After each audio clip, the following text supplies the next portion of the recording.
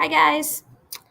Well, I know over the past couple of days we've been working with tape diagrams, and some of us are still struggling with tape diagrams. We're going to continue our learning of that today, even more so with some pretty, they can be challenging questions, but we've been challenging ourselves the last couple of days, so we should be able to hang with this pretty well. All right, so we're going to be solving some word problems by finding equivalent ratios. So your outcomes today are you're going to use tape diagrams to find equivalent ratios when given a part-to-part ratio and the total of those two quantities. Students use tape diagrams to find an equivalent ratio when given the part-to-part ratio and the difference between those two quantities. So some tough stuff right here. Students make the connection between the constant in the definition of equivalent ratios and the value of a unit in the tape diagram used to solve ratio problems. So the first thing you want to make sure you do, as always, is get a pencil. I'm using green pen again, so it shows up for you and you can see it better, but you should be using a pencil. Today is 9/26, and we're going to go ahead and get started with exercise 1.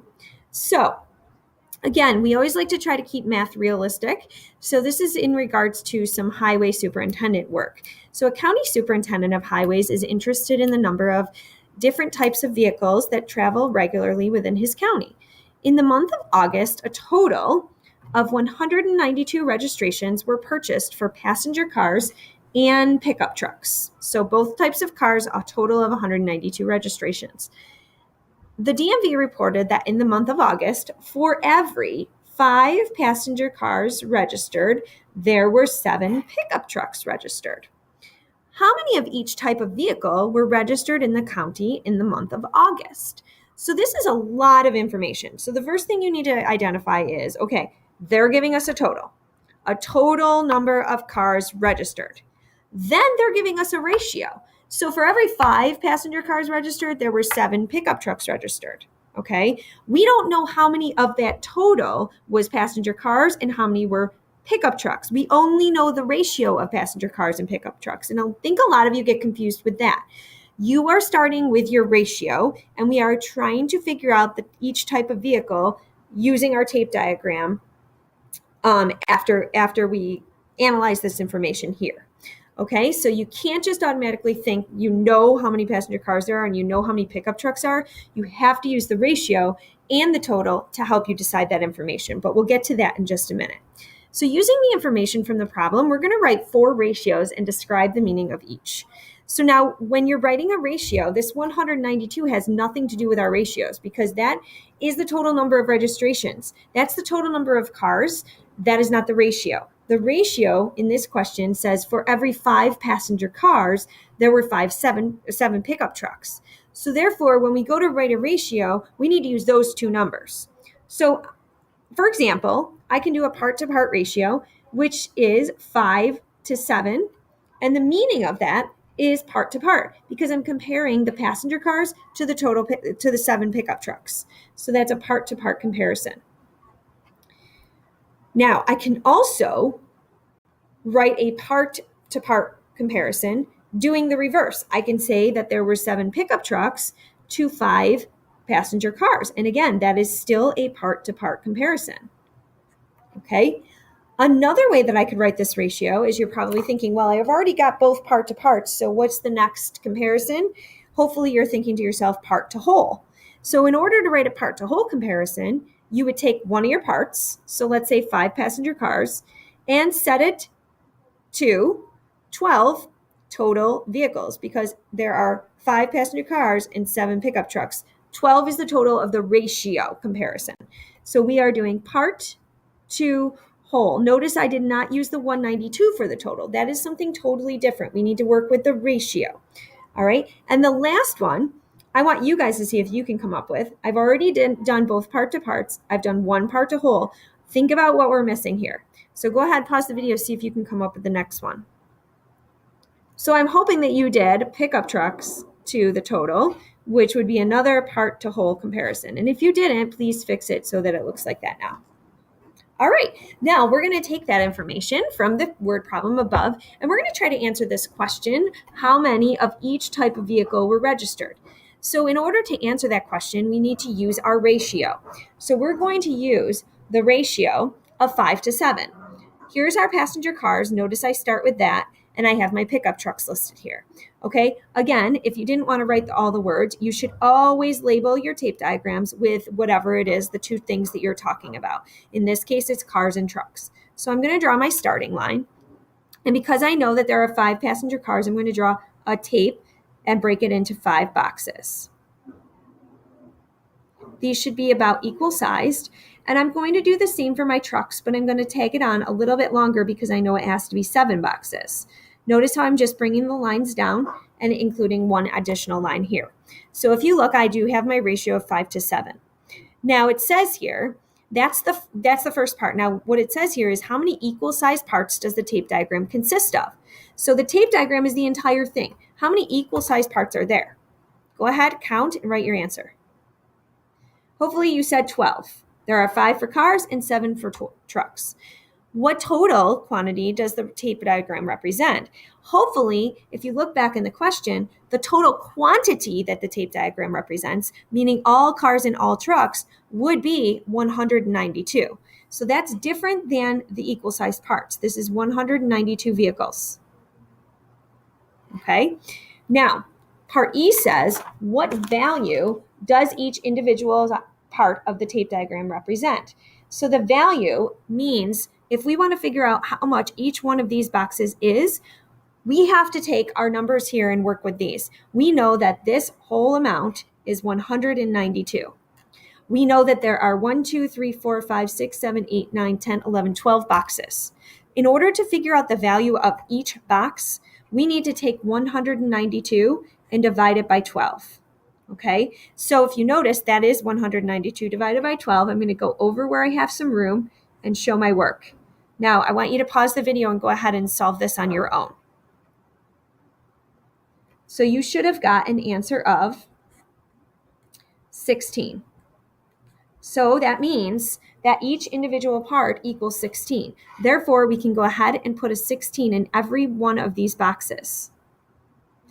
Now, because we have each of those in the boxes, we can now go ahead and figure out how many each type of vehicle were registered in August.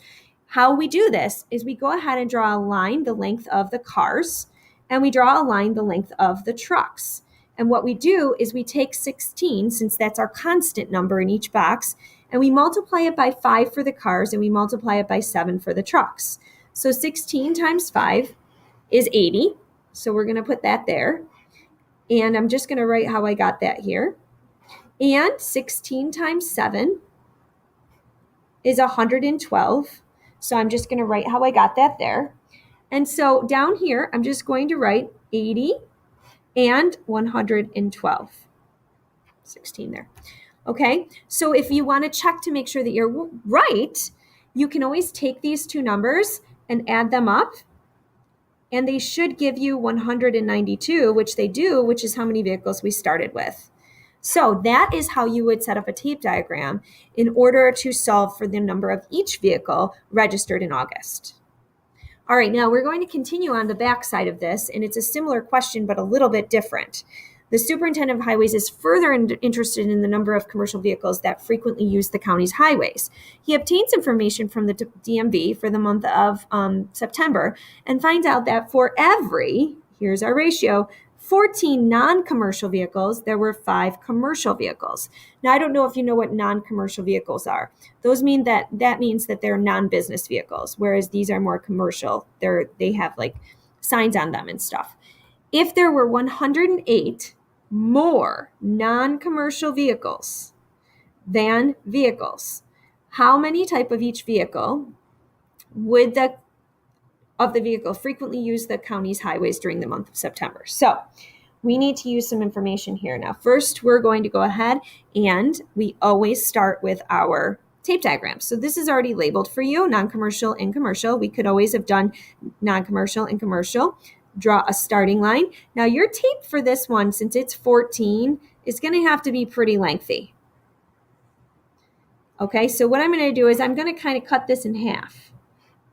I need to have 1, 2, 3, 4, 5, 6, 1, 2, 3, 4, 5, 6, 7 boxes first, and then 2, 3, 4, 5, 6 lines creates 7 boxes after. So you need 14 boxes. Make sure you double check and count. And then you also need 5 for the commercial. So I'm going to go ahead and just draw a line down for my 5th line. And you should have 5 boxes here. Double check, please. It's very important that you have them lined up and they are the right number of boxes. Okay, now this is where it gets complicated. So we know that there are 108 more non-commercial vehicles. Now, they didn't tell us the total was 108. They said that there are 108 more non-commercial vehicles. So if you look at your non-commercial vehicle tape, which is right here, this top bar, and you look at the part that's more than the commercial vehicles ends right here. So the more part is like anything from here over. This is more. Okay, so what we can do here is we can take these 9 sections that represent the more commercial vehicles, and we need to count 1, 2, 3, 4, 5, 6, 7, 8, 9. That amount should add up to 108. Now, what we can do to figure out what goes in each box, because they want to know how much of each, we need to divide that 108, not by 14, not by 19, which is the total number of boxes here, but we need to divide that 108 by 9 boxes because that's how many is in the more section.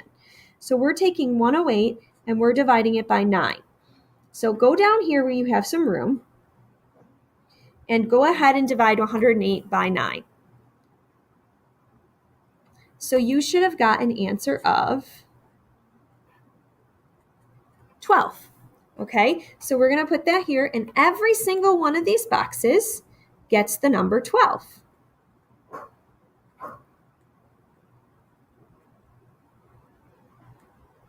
I know it takes a little time, but that's okay. So add 12 in each of those boxes. You can pause it if you need to. And then now that we have that number, we can go ahead and figure out how many commercial vehicles there are and how many non-commercial vehicles there are. And the way that we do this is we draw a line from here to here. We know 12 is in each box. We know there are 5 boxes for commercial. We take 12 times 5 and we get 60. Okay, so that's our commercial vehicles. Now for non-commercial vehicles, we already know these 9 boxes is 108. And we already know that these 5 boxes is 60. So an easy way to do this is just to add 108 plus 60, which gives us 168. So I'm going to draw a big line going from here to here and write 168.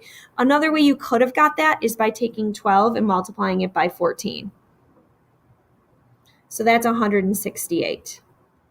Okay, so one way to check this is since there are 108 more non-commercial vehicles, if I took these 2 numbers and I subtracted them now, because it's the more part, I would get 108, which is the more part of this. So it does work.